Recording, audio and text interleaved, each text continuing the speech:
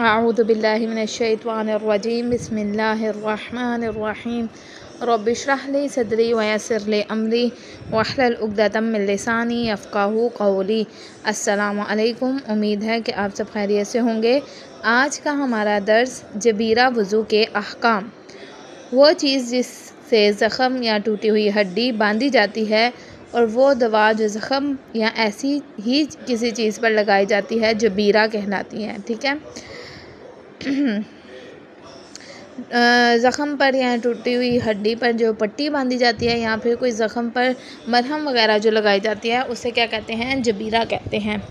फिर कह रहे हैं अगर वज़ू के आज़ा में से किसी पर ज़ख़म या फोड़ा हो या हड्डी टूटी हुई हो और इसका मुंह खुला हो और पानी इसके लिए मज़र ना हो तो इसी तरह वज़ू करना ज़रूरी है जैसे आम तौर पर किया जाता है। अब यहाँ पे ये कह रहे हैं अगर आपके किसी भी वज़ू के अज़ा पर जैसे आपके हाथ पर या आपके बाजू पर या आपके पाँव पर या आपके चेहरे पर कोई ऐसा ज़ख़म है तो फिर या जिसे अगर खुला रखा जाए तो भी वज़ू कर सकते हैं, पानी उसके लिए नुकसानदेह नहीं है, तो वो जैसे वज़ू करते हैं वैसे ही आम तौर पर वज़ू करेगा। ठीक है। फिर कह रहे हैं अगर किसी शख्स के चेहरे और हाथों पर ज़ख़म या फोड़ा हो या इनमें से किसी के चेहरे या हाथों हड्डी टूटी हुई हो, इसका मुंह खुला हुआ हो और इस पर पानी डालना नुकसानदेह हो तो इससे ज़ख़म या फोड़े के आसपास का हिस्सा इस तरह ऊपर से नीचे को धोना चाहिए जैसा वज़ू में बताया गया है। और बेहतर यह है कि अगर इस पर तर हाथ खींचना नुकसानदेह ना हो तो तर हाथ इस पर खींचे और इसके बाद पाक कपड़ा इस पर डाल दे और गीला हाथ इस कपड़े पर भी खींचे। अलबत्ता अगर हड्डी टूटी हुई हो तो तयम्मुम करना लाजिम है। अब यहाँ पर ये बात कर रहे हैं कि अगर एक शख्स है, ठीक है, उसके लिए उसे ज़ख़म या फोड़ा या कोई चीज़ है तो उस पर उसका पानी जो पहुँचाना है वो नुकसानदेह है, तो फिर वो पानी जो है ऊपर से नीचे की तरफ जैसे कि वज़ू में करते हैं लेकर जाएगा, उसकी साइडों से धो लेगा, वो चीज़ नहीं धोएगा। फिर उस पर क्या करेगा, अगर तनी हाथ जो है ना गीला हाथ मार सकते हुए तो मार ले और अगर उसके ऊपर फिर क्या करेंगे कपड़ा रखेंगे और उसके ऊपर अपना गीला हाथ मारकर अपना वज़ू जो है पूरा करेंगे। ठीक है। अच्छा जी, इसके बाद वो कह रहे हैं अगर ज़ख़म या फोड़ा या टूटी हुई हड्डी किसी शख्स के सर के अगले हिस्से या पाँव पर हो और इसका मुंह खुला हुआ हो और इस पर मसा ना कर सकता हो क्योंकि ज़ख़म मसे की पूरी जगह पर फैला हुआ हो या मसे की जगह का जो हिस्सा सही और सालिम हो, इस पर मसा करना भी इसकी कुदरत से बाहर हो तो इस सूरत में ज़रूरी है कि तयम्मुम करे। अच्छा सॉरी, ऊपर वाले में जो है अगर यह बात कर रहे थे अगर आप गीला कपड़ा भी जो है मार लेते हैं, ठीक है, तो उसके बाद आप लोगों के फिर भी अगर आप बहुत ज़्यादा नुकसानदेह अगर आप वो भी नहीं कर सकते या आपकी हड्डी बिल्कुल टूटी हुई है तो फिर आप क्या करेंगे, तयम्मुम करेंगे। इसके बाद इस वाले में कह रहे हैं कि अगर एक शख्स है उससे ज़ख़म या फोड़ा किसी मसा की जगह पर निकला हुआ है और उसने पूरा हर तरफ से घेर लिया हुआ है, वो ना तो साइड से कर सकता है, किसी जगह से भी मसा नहीं कर सकता, तो फिर वो क्या करेगा, तयम्मुम करेगा और एहतियात मुस्तहब की बिना पर वज़ू भी करे और पाक कपड़ा ज़ख़म वगैरह पर रखे और वज़ू के पानी की तरी से जो हाथों पर लगी हो कपड़े पर मसा करे और एक तो तयम्मुम भी करेगा और उसके बाद कह रहे हैं कि फिर पाक कपड़ा रखकर वो वज़ू भी करे। ठीक है। पहला उसका फ़रीज़ा तयम्मुम होगा, उसके बाद वो पाक कपड़ा रखकर तयम्मुम जो है वज़ू भी करे और अपने तरी हुई हाथों से मतलब गीले हाथों से कपड़े पर फेर दे, मसा कर ले। फिर कह रहे हैं अगर फोड़े या ज़ख़म या टूटी हुई हड्डी का मुंह किसी चीज़ से बंद हो और इसका खोलना बगैर तकलीफ़ के मुमकिन हो और पानी भी इसके लिए मज़र ना हो तो इसे खोलकर वज़ू करना ज़रूरी है, ख़ास ज़ख़म वगैरह चेहरे और हाथों पर हो या सर के अगले हिस्से और पाँव के ऊपर वाले हिस्से पर हो। ठीक है। कह रहे हैं कि अगर कोई शख्स है उसकी कोई हड्डी वगैरह टूटी है या कोई फोड़ा है, अगर उसका मुंह बंद है, ठीक है, तो अगर मुंह खोलना उसके लिए तकलीफ़ का बायस नहीं है और पानी भी नुकसानदेह नहीं है तो फिर वो उसका मुंह खोलकर वज़ू को करेगा। ठीक है।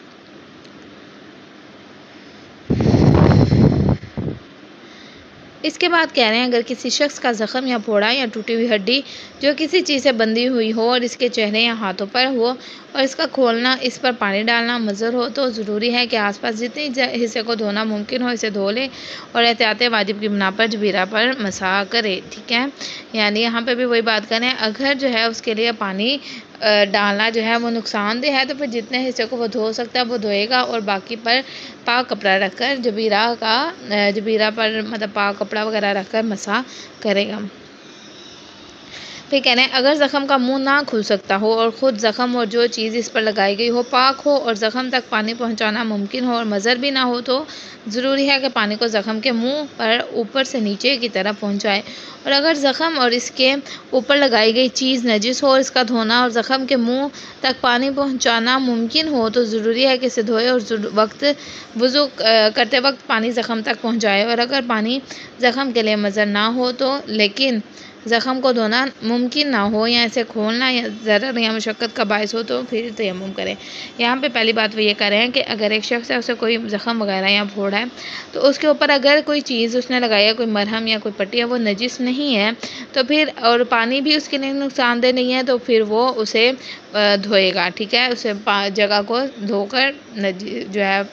पानी से वज़ू करेगा। दूसरी बात वो ये कह रहे हैं कि अगर जो चीज़ उसने ऊपर लगाई है उसके लिए वो क्या है, वो नजीस है लेकिन पानी उसके लिए नुकसानदेह नहीं है, तो फिर वो उस चीज़ को धोकर वज़ू को करेगा। लेकिन वो तीसरी बात ये कह रहे हैं कि अगर एक शख्स है उसका मतलब पानी पहुंचाना तो मज़र नहीं है, लेकिन उसको उस ज़ख़म को धोना जो है ना वो उसकी तकलीफ़ का बायस है या उसे बहुत ज़्यादा ज़रर हो रही है, मुश्किल हो रही है, तो फिर वो क्या करेगा, तयम्मुम करेगा। अगर अगले मसले में कह रहे हैं अगर जबीरा आज़ाए वज़ू में से किसी एक पूरे हिस्से पर फैला हो तो जबीरा वज़ू काफ़ी है, लेकिन अगर जबीरा तमाम आज़ाए वज़ू या ज़्यादातर अज़ा पर फैला हो तो एहतियात की बिना पर तयम्मुम करना ज़रूरी है और जबीरा वज़ू भी करे। अगर मतलब ये कह रहे हैं कि तमाम अज़ा पे फैला है तो फिर क्या करे, जबीरा वज़ू भी करे और तयम्मुम भी करे। नहीं, ज़रूरी नहीं कि जबीरा इन चीज़ों में से हो जिनके साथ नमाज़ पढ़ना दुरुस्त है, बल्कि अगर वो रेशम या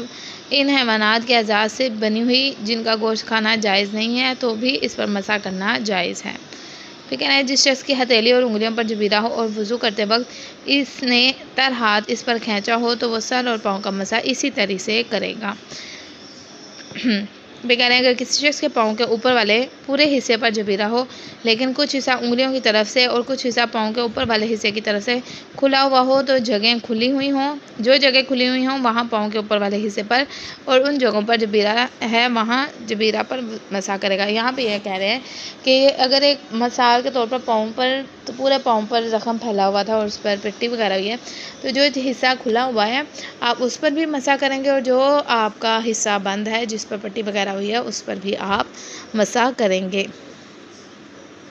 फिर कह रहे हैं अगर चेहरे या हाथों पर कई जबीरे हों तो इनका दरमियानी हिस्सा धोना ज़रूरी है और अगर सर या पाँव के ऊपर वाले हिस्से पर जबीरे हों तो इनके दरमियानी हिस्से का मसा करना ज़रूरी है और जहाँ जबीरा हो वहाँ जबीरे के बारे में अहकाम पर अमल करना ज़रूरी है। यानी जो जगह खुली हुई हैं, आपने मिसाल के तौर पर अगर आपके सर पे चोट लगी है लेकिन बाकी हिस्सा आपका क्या है, खुला हुआ है, तो आपने बाकी हिस्से को वज़ू करना है, धोना है। ये नहीं है कि आप बाकी भी ना धोएं और बाकी मिसाल के तौर पर अगर मुँह का एक साइड भी है उस पर जबीरा या मरहम वगैरह लगी है तो आपने जो बाकी हिस्सा बचा हुआ है उसको भी धोना है और जो जबीरे वाला है उस पर जबीरे के अहकाम के मुताबिक अमल करना है।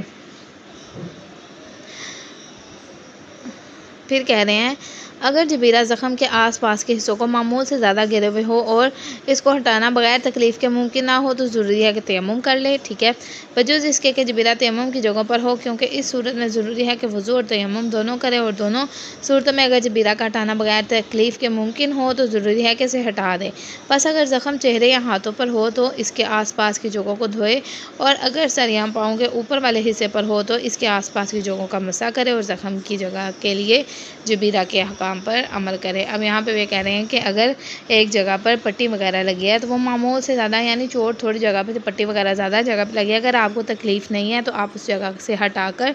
वज़ू करें। ठीक है, और उस जगह अगर आपका क्या है वो हट नहीं सकता, आपको तकलीफ़ है तो फिर उसके ऊपर से जबीरा के अहकाम पर अमल करें, लेकिन बहुत ज़्यादा तकलीफ़ है तो फिर आपका तयम्मुम वजीफ़ा होगा।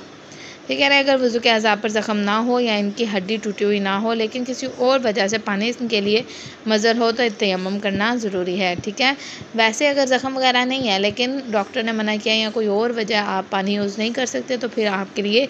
इसका वजीफ़ा तयम्मुम है। फिर कहना है अगर वज़ू के अज़ा की किसी रग से फसद खुलवाने के तरीके से खून निकाला गया हो और इसे धोना मुमकिन ना हो तो तयम्मुम करना लाजमी है, लेकिन अगर पानी इसके लिए मुयस्सर हो तो जबीरा के अहकाम पर अमल करना ज़रूरी है।